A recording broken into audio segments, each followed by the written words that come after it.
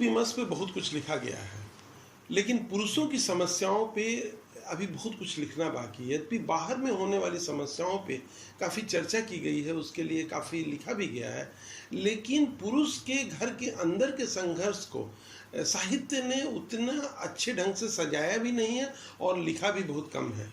और इस समस्या को इंगित करते हुए मेरी कविता है जो घर में होने वाली समस्याओं की चर्चा करती है, और इसमें एक पुरुष अपनी पत्नी को एक संदेश देना चाहता है। उसी संदेश पे एक कविता है जिसका नाम है तुम्हें लगता है।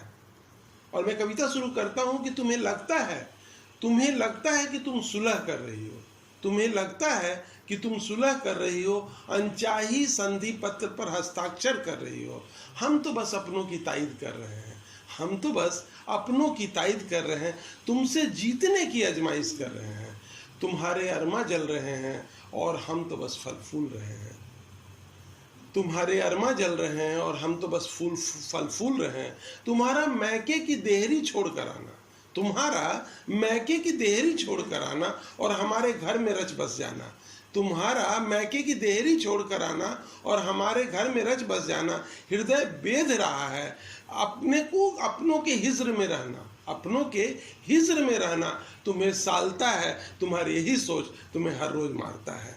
हाँ कभी सोचा है, हाँ कभी सोचा है, हाँ कभी सोचा है अपने ही घर में अपने लोगों से अनजान हो जाना और सच कहो तो बेजान हो जाना। लगता है कि मैं बेईमान हो गया हूँ, कहीं का नहीं रह गया हूँ, कहाँ से चले थे और कहाँ पहुँच गए हैं। तुम्हें लगता है कि तुम चूल्हा जला रही हो और हम अरमा सजा रहे हैं। सच है कि हम तमहीद का मतलब होता है प्रीफेस, शुरुआत। सच है कि हम तमहीद में दिख गए थे, तुम पूरी किताब बन गई हो, नफ्स बनकर पूरे घर में छा गई हो। हम साहिल में पड़े हैं, तुम तूफानों में सफीना चला रही हो।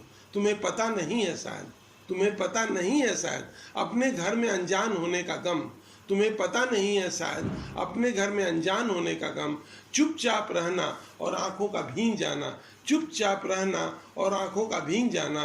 तुम कहाँ समझ पाई हो अंदर के कोलाहल की गमदीदा आवाज़ें, हम अंदर के कोलाहल की गमदीदा कराएं पर कहाँ आंखें नम कर पाई हो। सच कहो तो केवल सपनों में रहना, सच कहो तो केवल सपनों में रहना और बस पुरानी यादों में डूब जाना। सच कहो तो सपनों में रहना और बस पुरानी यादों में डूब जाना। अपने घर में अपनों में अनजान होना, जीवन के अनुबंधों का नहीं ताना बाना होना।